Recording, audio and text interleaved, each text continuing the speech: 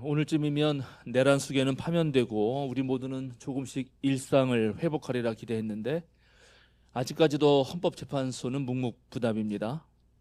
4월 18일에 2명의 재판관이 임기를 마치기 때문에 적어도 4월 4일이나 최소한 10일이라는 선고가 이루어지리라는 그런 기대가 있는가 하면은, 또 한편으로는 4월 18일까지 질질 끌면서 헌재 불능 상태를 만들거나 또는 5대3으로 기각시키거나 보수 편향의 재판관을 다시 앉혀서 끝내 윤석열을 복귀시킬 것이라고 하는 그런 설까지 정말 짙은 안개 속에서 여러 추측만이 난무하고 있습니다. 전문가 다수는 여전히 8대 0의 탄핵이 인용될 가능성이 가장 높다고 말하고, 사실 그것이 마땅하고 상식적인데 지금 현 정부의 고위직 관료들이 너무나 상식 밖의 일들을 하고 있기 때문에 한편으로 불길한 예감이 드는 것도 사실입니다. 지금 이 사회의 기득권자들은 공적 영역에서의 어떤 사회적 책임을 방기하고 권력의 눈치를 본다든지 또는 자기의 이익만을 최우선으로 생각하는 그런 깊은 병에 들어있고, 또 이렇게 무책임하고 무능하고 대책 없는 정부 밑에서 정말 애꿎은 시민들만 그들의 삶이 점점 피폐해지고 있는 형국입니다. 어쩌다가 우리 사회가 이렇게 되었는가 심각하게 고민하지 않을 수 없습니다. 우리 사회는 갈수록 복잡해지고 또 당장 눈앞에 닥친 기후 붕괴와 AI의 급격한 발전 앞에서 눈을 뜨고 귀를 활짝 열고 정신을 차리고 공부를 해도 그것을 따라가기 어려운 이때에 정치를 하고 나라를 이끌어간다는 사람들이 이 모양이기 때문에 지금 우리 사회는 전체적으로 매우 아프다고 할 수 있습니다.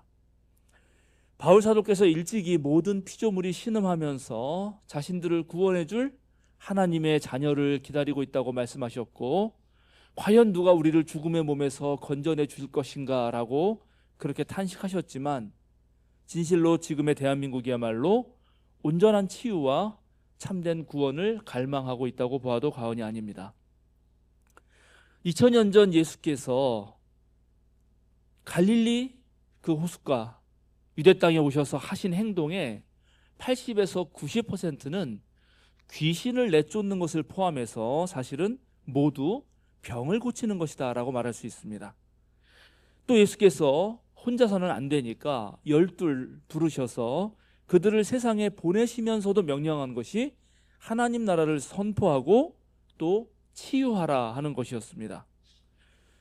예수님 믿으면 복 받고 병도 낫고 모든 게 잘 된다 하는 식의 그런 간증을 함부로 남발하는 것은 문제가 될 수 있겠지만, 그러나 고통을 치유하고 주님 주신 생명을 온전히 누리게 하는 것, 그것은 그리스도교의 핵심 본질 중에 하나입니다. 우리가 어릴 때 많이 들었던 말은 교회야말로 구원의 방주다 했는데, 여기서 구원이라는 뜻의 영어 단어 salvation은 사실 치료하다, 건강하게 하다라는 라틴어 살부스에서 온 말입니다. 그러니까 구원은 완전하게 하는 것, 건강하게 하는 것, 튼튼하게 하는 것입니다. 모든 피조물들이 하늘로부터 받은 그 원래의 생명을 아주 온전하고 건강하게 누리는 것, 그것이 구원입니다. 누구나 병이 들면 몸과 마음을 가누기가 쉽지 않습니다.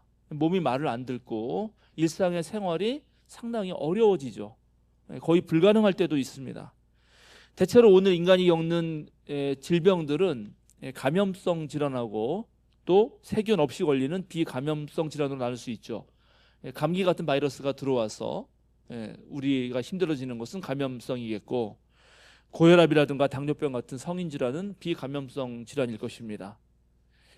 그런데 우리는 몸으로만 사는 존재는 또 아닙니다. 이성과 감정 그리고 자유의지가 있습니다.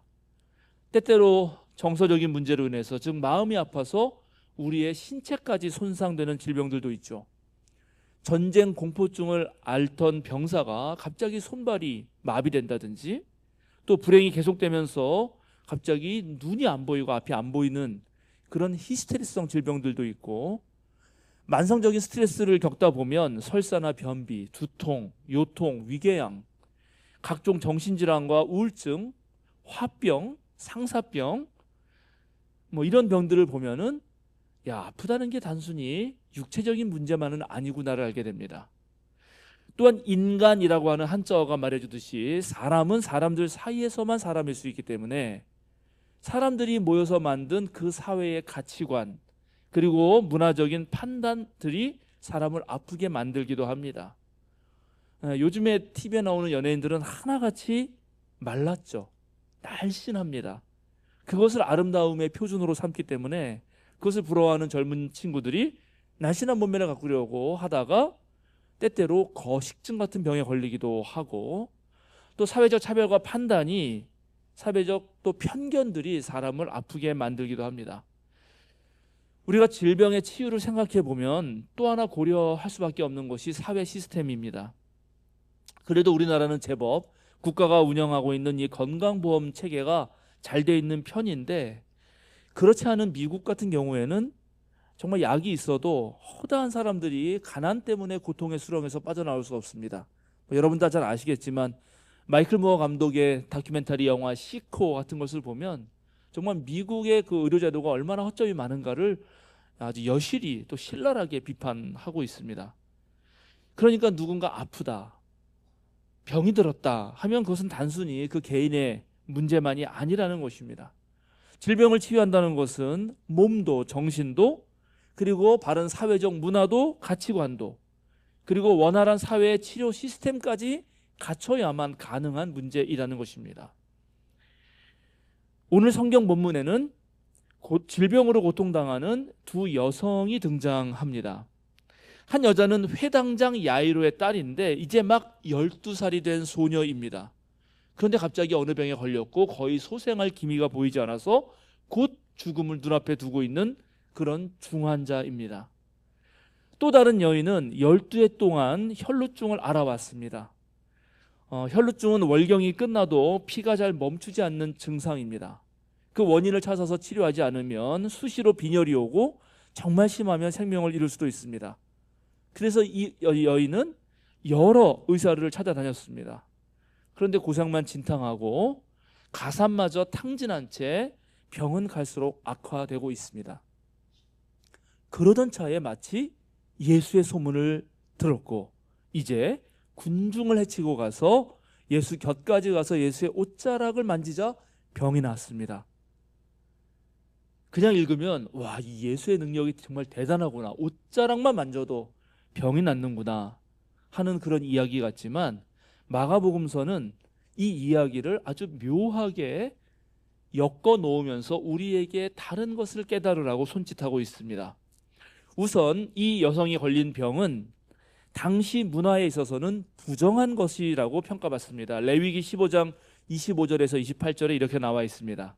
어떤 여자가 자기 몸이 월경 기간이 아닌데도 여러 날 동안 줄곧 피를 흘리면 피가 흐르는 그 기간 동안 그 여자는 부정하다.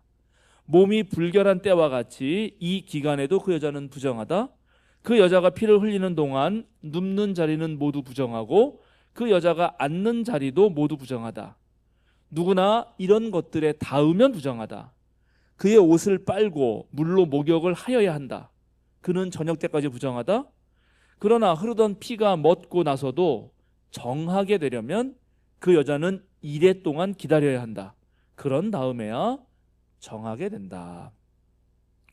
고대 근동사회에서는 사람이 질병에 걸렸을 때 그것은 신께 죄를 지어서 하나님으로부터 벌을 받은 것이다 이렇게 생각했습니다. 그러니까 당연히 이 여인은 12년 동안이나 벌을 받아야 했던 매우 중범죄인이라고 인식하였을 것입니다. 성결법전에 따르면 이 여성은 오염의 근원입니다. 접촉하는 모든 사람과 모든 물건은 부정해집니다. 그러니까 이 여자가 아마 사회생활을 한다는 것은 매우 쉽지 않았을 것입니다. 어쩌면 밖에도 나가지 못하고 집안에서만 있었을지 모르죠. 그러면 과연 남편이나 자식들과의 관계는 어떠했을까요? 12년째 부부 생활을 못하고 또 중죄인이라는 그런 주위의 따가운 시선은 어쩌면 이혼을 당할 이유가 되었을지도 모릅니다. 자식들은 어떻습니까? 어미가 사용하는 모든 것을 만질 수가 없습니다. 그러니 이 어미는 자식마저도 기피하는 그런 존재가 되었을 것입니다.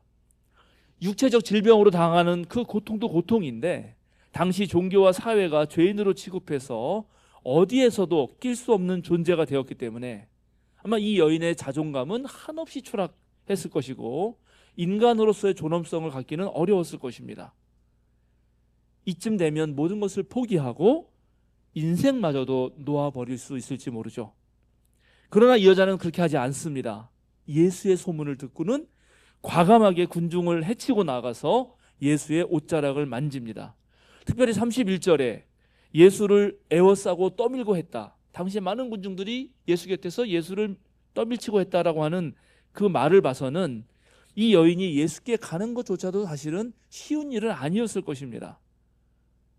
특별히 그렇게 가는 과정에서 이 여자가 만지거나 이 여자의 몸에 닿는 사람은 모두 부정하게 되는 것이기 때문에 또 예수의 옷에 손을 대는 것도 또 예수를 부정하게 만드는 것이기 때문에 실제로 악성 피부병 걸린 사람들은 거리를 걸을 때 나는 부정하다, 나는 부정하다 이렇게 외치며 다녀야 했던 그 시기에 이 여성이 했던 행동은 타인에 대한 일종의 폭력이고 자기만을 생각하는 매우 파렴치한 행동으로 그렇게 보일 수도 있었습니다. 그런데 예수께서는 오늘 이 여인에게 딸아, 내 믿음이 너를 구원하였다. 이제 안심하고 돌아가라. 그리고 이 병에서 벗어나서 건강하여라 라고 말합니다. 예수님이 오늘 이 여인을 부르고 여인아라고 부르지 않고 딸이라고 부릅니다. 이건 이 여인이 이스라엘 백성이라는 것, 하나님의 선택받은 백성이라는 것을 명확하게 하는 것이고 이제 너도 하나님의 딸로서 하나님 백성들과 함께 지낼 수 있다는 것을 분명히 밝혀주는 것입니다. 힘을 실어주는 거죠. 예수님의 눈은 확실히 다르죠. 일반 사람들의 눈에는 저 부정탄 여인이 부정타게 하는 폭력적 행동을 한다고 그렇게 말하지만 예수님의 눈에는 용기 있는 여인의 아주 끈질긴 믿음의 행위로 인식되는 것입니다. 특별히 여자의 행동은 이제 인간을 두고 깨끗하다, 더럽다 이렇게 나누고 분별하고 차별하는 그 당시의 율법의 모순을 드러냈고 오히려 예수님의 옷자랑을 만짐으로써 이제 그런 율법으로 인한 차별을 없애는 것이 마땅하다 하는 것을 보여주는 계기가 됩니다. 나중에 예수님이 야이로의 집에 가셔서 죽은 그 야이로의 딸, 즉 죽은 자의 시체를 만지게 되는데 어쩌면 이 여인에게 배운 것인지도 모릅니다. 율법에 따르면 죽은 시체 또한 부정한 것이어서 시체를 만질 자 또한 부정하게 되는데 예수님은 그것을 아랑곳하지 않으신 거죠. 왜냐? 생명을 살리는 일이기 때문입니다. 그리고 원래 율법의 본래 취지라고 하는 것은 생명을 구하는 것이니 이 여인과 예수님은 율법 규정을 어겼다기보다는 오히려 율법을 완성했다라고도 볼 수 있는 것입니다. 오늘 마가복음서는 완전히 별개의 이야기로 다룰 수도 있는 야이로의 딸을 살린 이야기와 혈루증 걸린 여인의 이야기를 마치 샌드위치 기법으로 앞에 야이로의 딸 이야기로 시작해서 이 야이로의 딸로 끝나는 그 사이에 12해를 앓고 힘들어했던 여인의 이야기를 끼워 넣습니다. 지금 예수님은 회당장 야이로의 말을 듣고 야이로의 집으로 발걸음을 옮기는 거죠. 그걸부터 시작합니다. 그런데 군중들이 몰려와서 워낙 유명한 의원이었으니 예수를 에워싸고 밀칩니다. 이럴 때 야이로는 속이 탑니다. 지금 딸아이의 목숨이 경각에 달린 일이기 때문입니다. 가뜩이나 지금 사람들이 밀려와가지고 예수님의 걸음이 점점 늦어지고 있는데 난데없이 한 여인이 등장하고 또 예수님은 이 여인을 누구냐? 뒤를 돌아보고 제자들은 빨리 가자고 하는데도 오히려 한참 대화를 나눕니다. 그런데 놀랍게 오늘 성경은 예수님께서 말씀을 마치시기도 전에 예수님께서 말씀을 계속하시고 있는데 야이로의 집에서 사람이 와서 어린 소녀가 죽었다라고 전한다는 것입니다. 여러분 이때 야이로의 심정을 한번 생각해 보셨습니까? 누가복음서는 이 야이로의 딸이 외동딸이라고 전하고 있습니다. 애지중지하면서 키웠던 이 딸 아이의 목숨이 풍전등화처럼 한시가 급한 때에 방해꾼들이 생기더니 결국 딸아이가 죽고 만 것입니다. 이 소식을 듣는 그 순간 야이로의 세상은 무너졌을 것입니다. 아마 야이로는 제대로 서 있기가 어려웠을 것입니다. 털썩 주저앉았겠죠. 왜 마가복음서는 이 두 이야기를 이렇게 엮어 놓는가 하는 것입니다. 마태복음서는 야이로의 딸이 이미 죽은 것으로 나옵니다. 죽은 야이로의 딸을 살리는 예수님의 능력을 더 강조하기도 하죠. 예수님이 늦게 가든지 빨리 가든지 별 상관이 없습니다. 어차피 살릴 테니까. 그러나 마가는 그렇지 않습니다. 시간이 점점 지체되면 지체될수록 야이로의 애간장이 녹는 것뿐만 아니라 이 이야기를 듣는 청중들까지도 속이 타고 걱정이 되고 초조해지고 긴장됩니다. 마가는 이 사건을 통해서 복잡하게 얽혀있는 우리들의 삶과 거기로부터 생겨날 수밖에 없는 그 고통들, 그리고 그 모두를 극복할 수 있는, 그 모두를 치유할 수 있는 두 가지 믿음에 대해서 말해주려고 합니다. 첫째 믿음은 상황에 굴하지 않는 용기입니다. 아무리 훌륭한 법이나 제도라고 하여도 정말 다사다난한 이 인간의 모든 복잡한 상황들을 다 포괄할 수는 없습니다. 그래서 어떤 경우에 법과 제도가 오히려 사람에게 고통을 유발한다면 과감히 그 사실을 폭로하고 법과 제도를 고치고 새롭게 해야 된다고 말하는 것입니다. 생명을 살리고 고통을 줄이는 일에 적극적으로 나서야지 법과 제도가 막을 수 없다는 것이죠. 악법도 법인이 지켜라가 아니라 악법은 악인이 고쳐라 하는 것이 마가의 말입니다. 둘째 믿음은 야이로처럼 기다려줄 줄 아는, 쉽게 무너지지 않는, 무던히 견뎌내는 믿음입니다. 절대 포기하지 않고 끝까지 소망을 간직해 보는 것입니다. 오늘 마가복음서는 유독 12이라고 하는 숫자에 주목합니다. 혈루증 걸린 여인이 12년 동안 병을 앓았고 야이로의 딸은 이제 막 12이 되었는데 죽습니다. 이렇게 마가복음서는 12로 두 여인을 엮습니다. 왜일까요?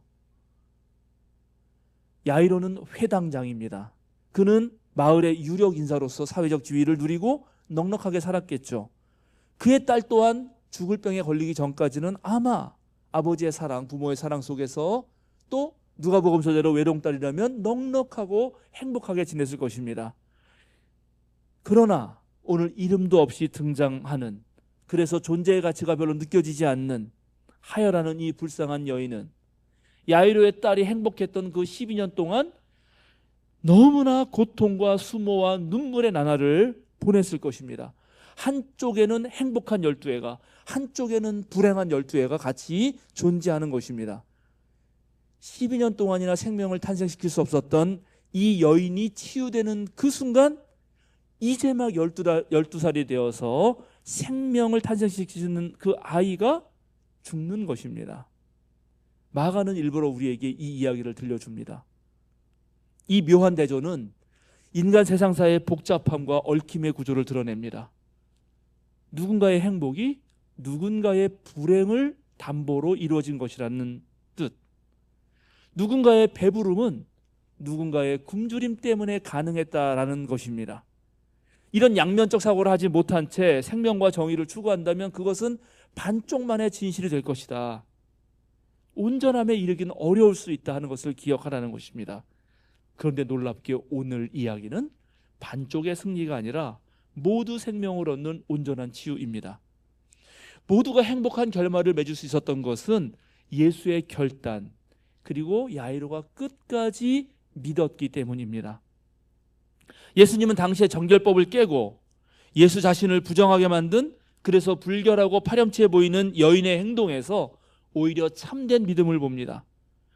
그리고 이제 스스로 부정한 시체의 손을 잡음으로써 살아 생동하는 그 생명의 힘이 딱딱한 율법이나 제도보다 훨씬 더 크고 강하다는 것을 보여줍니다. 야이로는 딸의 생명을 살리기 위해서 자기 지위와 신분 그리고 명예를 내려놓을 줄 알죠. 평범한 청년 앞에 무릎을 꿇을 줄 압니다. 거기에 엎드릴 줄 압니다. 자기의 유한성을 솔직하게 다 드러냅니다. 여인의 폭력적이기도 무식한 행동에도 쉽게 분노하거나 폭력적 언사를 하지 않습니다. 오늘 이 회당장 야이로는 넉넉함을 가지고 있습니다. 정말 최악의 상황인데, 하늘이 무너져 내리는 그 상황인데도 요동하지 않습니다. 예수님에 대한 신뢰 속에서 인내하며 기다립니다. 그런데 저는 궁금한 게 있습니다. 왜 예수는 가는 곳마다 그렇게 많은 병자들을 만날까요? 왜 성경에는 손이 오그라든 사람, 말이 어눌한 사람, 자꾸 쓰러지는 아이, 자기 몸에 상처를 내고 시도 때도 없이 울부짖는 남자, 귀가 먹은 이들, 온갖 악성 피부병에 걸린 사람들, 다리를 저는 사람들, 중풍병에 걸려서 옴짝달싹 못하는 사람들이 왜 그렇게 성경에는 많이 나오는 것일까요? 1980년 이후 영양실조나 저개발로 인해서 매년 평균 700만 명의 사람들이 실명하고 있습니다. 여러분 그 사실 아십니까? 그들 대부분은 아이들입니다. 아프리카, 아시아, 라틴 아메리카에는 맹인의 수가 5천만에 달하고 1억 4,600만 명이 눈의 결막 질환에 걸려 있습니다. 이들에게 규칙적으로 비타민 A만 복용시켜도 시력 손상의 80%를 고칠 수 있습니다. 제가 부목사 시절에 명동에 있는 우리 향림교회 화장실을 아주 자기 화장실처럼 잘 쓰시는 그런 노숙자 한 분이 계셨습니다. 제가 그분하고 하도 많이 만나가지고 되게 친해졌는데요. 근데 그분은 아주 예의를 갖춘 분이었지만 말은 상당히 어눌했습니다. 잘 말을 못합니다. 원래 그분이 말을 못하는 분이셨을까요? 그렇지 않습니다. 노숙자 연구를 해보면 노숙하는 이들은 노숙을 처음 시작할 때 아주 정상인의 상태에서 시작을 합니다. 그러나 노숙을 하기 시작하는 순간 사람들이 자기 곁으로 오지 않습니다. 냄새가 나죠. 좀 위험하다고 생각하죠. 그래서 정상적인 대화를 나눌 시간이 점점점 줄어듭니다.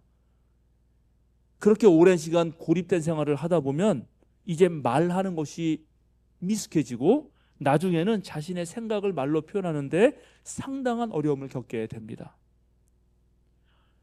본인에게 주어진 삶을 살아내지 못하고 스스로 목숨을 끊는 일들은 전 세계적으로 일어나죠. 그런 자살 현상을 연구해 보면 놀랍게 남성의 자살률이 여성의 자살률보다 2배에서 4배가 높습니다. 공통적입니다. 그런데 놀랍게 이런 비율이 중간소득 국가 이하로 내려가면 별로 차이가 나지 않습니다. 왜 그럴까 연구해 보면 여성의 노동 참여율이 낮거나 젠더 불평등 지수가 높을수록 여성 자살률이 아주 유의한 숫자로 높기 때문입니다. 가족 구성원으로서 토지나 비토지 자산에 접근할 수 있는 그런 가능성이 현저히 떨어지고 이혼할 때 또는 유산 분배 받을 때 거기서 제외되고, 즉 자신의 경제적 권리와 시민권에서 차별을 받을수록, 이 가족과 사회에서 억압과 학대를 받을수록, 그래서 자기 결정권이나 영향력을 발휘할 수 없을수록 그럴수록 자살률이 높습니다. 이 모든 것이 젠더 불평등과 연관되는 거죠. 놀랍게 한국의 경우는 고소득 국가인데도 불구하고 10대와 20대 여성들의 자살률이 높습니다. 아주 매우 높습니다. 이것은 우리나라가 공적, 사적 영역에서 젊은 여성들이 지속적으로 불평등하게 대우받고 있다는 사실을 드러내 줍니다.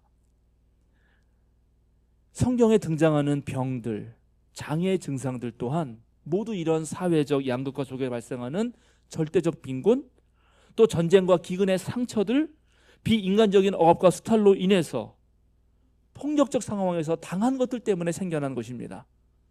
치료자 예수는 이들의 질병만 고친 게 아닙니다. 바로 이 질병을 유발하는 문화적 가치관, 사회 제도 또한 변혁해보고자 했던 것입니다. 톰 행크스, 제가 좋아하는 배우인데 톰 행크스가 아주 열연한 필라델피아라고 하는 아주 오래된 영화가 있습니다. 이 영화는 잘 나가던 변호사가 에이즈에 걸리자 이 병으로 인한 고통과 아픔 이외에도 사회적 편견으로 인해서 받는 불이익과 고통이 얼마나 큰지를 아주 잘 보여줍니다. 오늘날 우리 사회는 매우 복잡하게 그리고 빠르게 변하고 있고 이 천박한 자본주의 속에서 참된 인간다움이 도리어 하찮은 것으로 여겨질 때가 종종 있습니다. 그래서 스트레스도 많이 받고 고통도 배가 됩니다. 바로 이런 상황에서 교회가 진정으로 해야 할 일은 그런 고통들을 치유하는 것입니다. 깨끗함이나 더러움의 잣대로 인간의 생명을 유린했던 그 유대 사회의 금기를 깬 그 여인처럼, 또 그 여인을 인정한 예수님처럼 오늘 도대체 무엇이 사람을 분열시키고 또 이 사회적으로 억압하고 그들에게 불평등을 강요하는가, 그런 사회제도를 우리가 어떻게 정말 치열하게 싸워서 고칠 수 있는가를 연구해야 하는 것입니다. 바로 교회가 적극적으로 나서야 합니다. 때때로 사회적 약자들은 너무 힘들기 때문에 그들이 과도하게 외치고 울부짖습니다. 그것이 평범한 사람들에게, 일부 시민들에게 불편하게 들릴 수 있습니다. 그러나 그럴 때 오늘 야이로처럼 우리는 인내하고 그 모두가 인간다운 삶을 살 수 있도록 기다려주고 참아주는 관용이 필요합니다. 야이로 정도의 사회적 지위를 가졌다, 경제적 부를 가지고 있다면 어느 정도 그 정도에서 만족할 줄 알아야 합니다. 뭘 그렇게 더 벌겠다는 것입니까?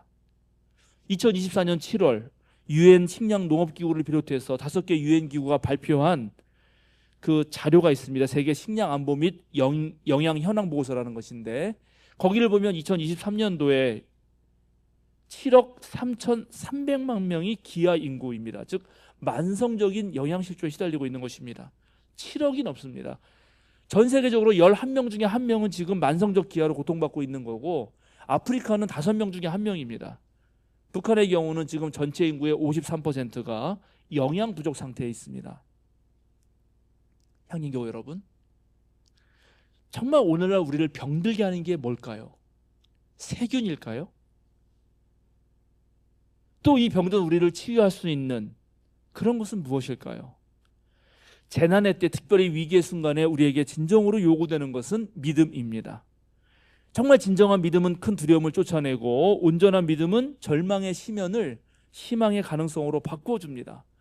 참된 믿음은 삶의 괴로움에 소망의 날개를 달아줍니다. 우리는 우선 이 병자를 양산하는 이 시대를 치유할 수 있다. 만약에 대통령이 기각된다 그래도 전혀 쫄 것이 없습니다, 여러분. 다수의 압도적인 사람들이 건전한 민주시민이기 때문입니다. 그것을 우리는 믿어야 합니다. 우리가 만들어가면 되는 것입니다. 향림교회가 얼마든지 이 사회를 아름답게 만들 수 있다는 믿음을 가져야 합니다. 정부가 바꾼다, 국제기구가 바꾼다, 제도가 바꾼다, 이런 생각보다 한 사람의 진정한 믿음과 헌신이 바로 이 세계를 바꾸는 것입니다. 산을 옮길 만한 그 믿음은 겨자씨만한 것인데, 그것이 이미 우리에게 존재한다면 이제는 우리가 이 세상에서도 충분히 발휘될 수 있고 정말로 작동될 수 있는 그런 실력들을 쌓아야 합니다. 우리 사회는 아직도 부족한 부분이 많고, 또 꼭 필요한, 한국교회가 개혁되기 위해서도 필요한 그런 충분한 지식이 필요한데, 우리가 아직 그것을 갖추지 못한 것 아닌가, 그런 생각이 들 때가 있습니다.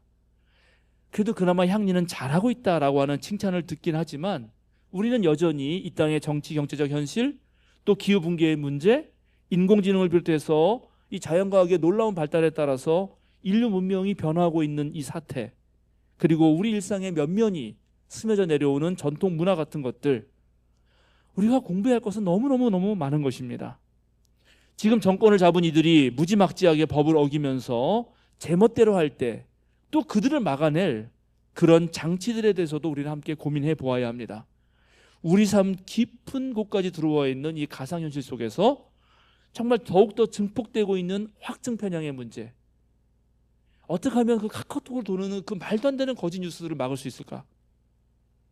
편견의 문제들 어떻게 비판적 안목으로 다시금 성찰할 수 있을까? 여러분 고민해야 한다고 생각합니다. 세계의 이 극우와 바람과 경제 질서의 변동 같은 거대한 것에 대해서도 공부해야 되지만, 또 우리 그냥 일상생활에서 평범하게 살아가는 하루하루 삶의 속에서도 만나게 되는 여러 관계들도 잘 풀어가야 한다고 생각합니다. 결혼한 지 얼마 되지 않는 부부가 있었습니다. 신혼이니까 얼마나 둘이 깨가 쏟아지는지, 남편이 퇴근하면 함께 저녁을 먹고, 또 남편은 아내의 다리를 베개 삼아서 누워서 함께 드라마도 보면서 이런저런 이야기도 나누고 정말 행복한 그런 시간들을 느끼고 있었습니다. 그런데 어느 날 남편이 너무나 회사 일로 지치고 힘들고 또 상사에게 쪼여서 피곤해가지고 저녁을 먹고 나서는 평소와 다르게 아내와 멀찌감치 떨어져서 소파에 앉아서 쉬고 있었습니다. 근데 평소와 다른 행동을 남편이 하니까 아내가 몹시 속이 안 좋고 불편해집니다. 그리고 뾰루퉁한 얼굴로 찾아옵니다. 아무런 설명 없이 남편에게 한마디 던집니다. 자기 요즘 나한테 왜 그래? 한국의 평범한 남자가 이 말을 듣고 아내의 마음을 이해하기란 보통 어려운 게 아닙니다. 그렇죠? 내가 요즘 뭘 잘못했나? 그러니 서로의 차이를 이해하고 잘 듣고 수용하는 연습이라는 거 매우 중요합니다. 청소년기가 되면 아이들이 독립심이 커지고 뇌 발달도 왕성해지기 때문에 아주 감수성도 민감해집니다. 평소에 아무렇지도 않던 아이가 별말 없이 엄마가 던진 한마디에 과민 반응을 하는 경우도 있습니다. 뭐 예를 들어보자면 아침에 등교하는 아이에게 엄마가 좀 궁금해가지고 아주 편한 마음으로 야, 오늘 몇 시쯤 집에 오니? 라고 물었는데 아이는 완전히 뜬금없는 반응을 할 때가 있습니다. 엄마 나를 못 믿어? 정말 엄마는 너무 남의 사생활에 간섭이 심해. 이러고 나가는 거죠. 사춘기 시절에 아이가 겪는 지옥은 앞에도 엄마, 뒤에도 엄마, 옆에도 엄마. 그게 지옥이라고 하죠. 사춘기에는 이런 것들이 자연스럽게 생길 수 있다라는 사실을 알고 이제 우리 아이가 다 컸구나. 머지않아 독립할 수 있겠구나. 라는 것을 생각할 수 있다면 아마 부모도 큰 상처는 받지 않을 것입니다. 부부와 부모 자식 관계도 이런데 나와 전혀 다른 사람들의 관계는 또한 어떻겠습니까? 사랑하는 향림교회 여러분, 여러분들의 많은 모임과 또 활동을 통해서 우리 교회 생활을 통해서 이 일상관계 속에서 행복을 창출하고 세상을 번역하는 그런 충분한 실력에 이르도록 노력하시기 바랍니다. 우리가 평소에 정말 내공을 쌓아두었다가 결정적 순간에 아프고 힘든 사람들이 우리를 찾을 때, 우리를 부를 때 그때 우리 다 함께 나아갑시다. 지난 3월 16일 광화문 현장 예배가 정말 개독교만 보아온 이들에게 작은 위로와 희망이 되었듯이 우리가 할 수 있고 해야 하는 일이라면 해봅시다. 정결법을 넘어선 그 거대한 담을 넘은 그 한 여인의 용기가 그 자신도 구원하고 세상의 불의함도 폭로하고 그것도 고쳐냈듯이 심지어 예수님도 고쳤듯이 우리 작은 용기를 내봅시다. 우리 함께 머리를 맞대고 손을 잡아봅시다. 우리가 만약 그렇게 한다면 하나님께서 주님을 사랑하고 이웃을 사랑하는 우리들을 통해서 저와 여러분을 통해서 이 세상을 치유하고 아마 구원해내실 것입니다. 함께 기도하겠습니다.